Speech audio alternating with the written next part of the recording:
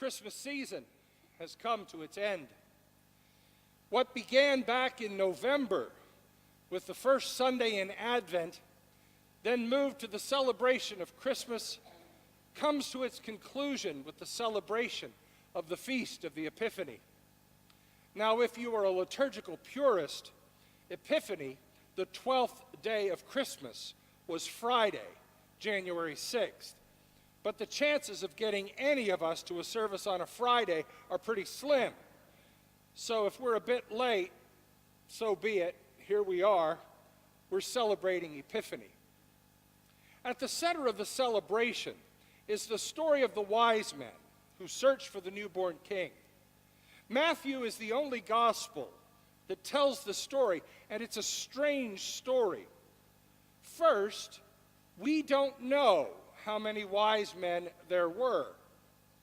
Tradition has assumed 3, simply because 3 gifts are mentioned.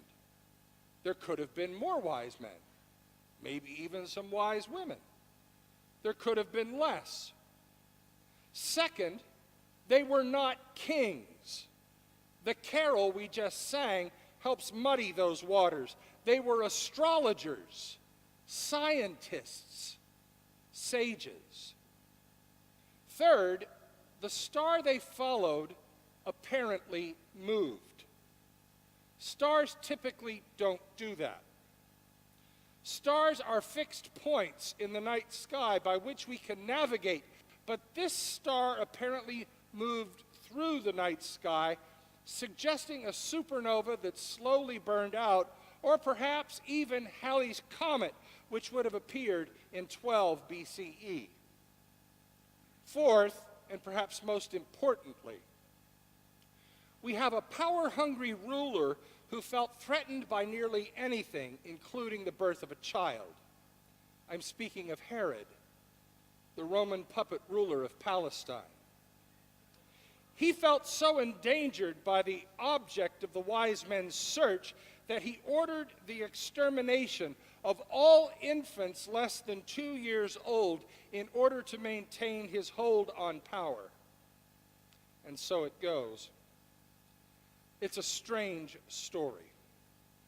We don't know if it all happened exactly as described. Frankly, we don't know if it happened at all, but we have the story, and it begs our consideration.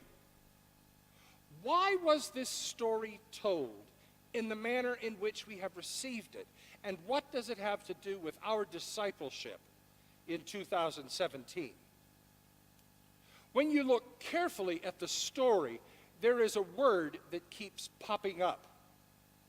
It's a word we don't use much in our everyday language. It's a word we don't even think that much about. But in the course of the story of the wise men from Matthew's gospel, it is used 3 times in the narrative. Can you find it? Look for it in the printed text.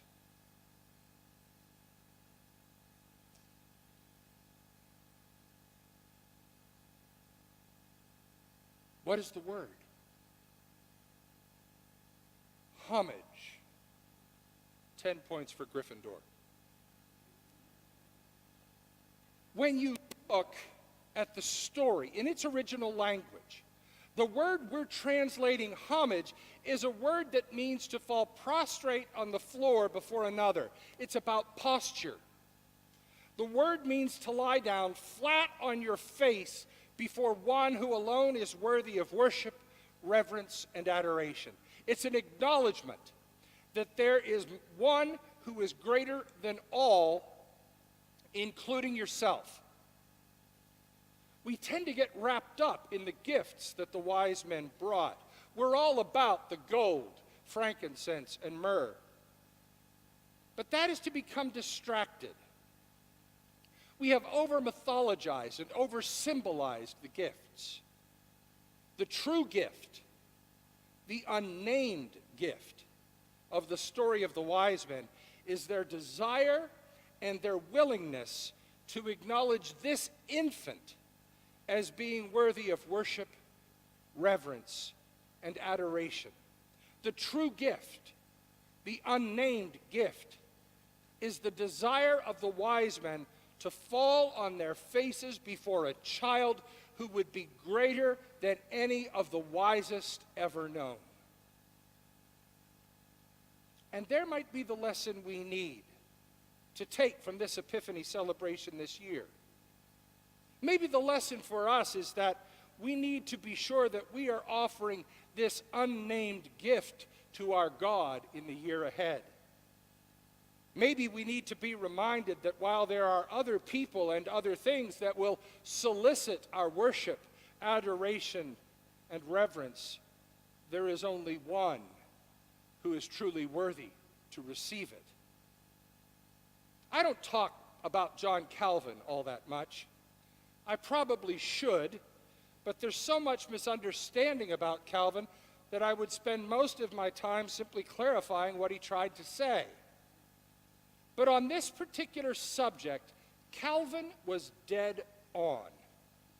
Calvin reminded us over and over of just how easy it is to make anything an idol or a little god. He knew that we could make idols of dastardly things, and that we could make idols of noble things, and that we could make idols of everything in between. He knew how incredibly easy it is for us to allow other things to take the place that should be reserved in our lives for God alone. There are so many things that would claim God's place in our lives. There are so many who would ask to be the God of our life who are not worthy of the claim. There are so many things that work their way in between us and those we love, and in between us and God. There are so very many people and things that want to be the idol at the center of our lives and receive worship, reverence, and adoration. But those gifts belong to God and God alone. That relationship is reserved only for one. Only God can have the central place in our lives. The first commandment reminds us, I am the Lord your God, you shall have no other gods before me. And the second commandment makes it even clearer. You shall not make for yourself an idol, whether in the form of anything that is in heaven above, or that is on earth beneath, or that is in the water under the earth. You shall not bow down to them or worship them. My intuition tells me that in the year ahead there will be those who will claim that they should have God's place in our lives. My hunch is that there will be voices and things that will try to lure us into giving them pride of place in our lives. I feel confident in saying that because it has always been true. But in these strange times, there will be insidious and subtle requests for our allegiance and commitment that will challenge God's authority. Perhaps the lesson for this Epiphany season is to be more deeply committed than ever before to giving the unnamed gift of worship, reverence, and adoration to God and God alone. The wise men found the object of their searching. They found God in flesh, and they fell on their faces before him. And once they had offered that unnamed gift, they then found their other gifts: gold, frankincense, and myrrh. That's the right order. The heart leads the way, and the hands follow.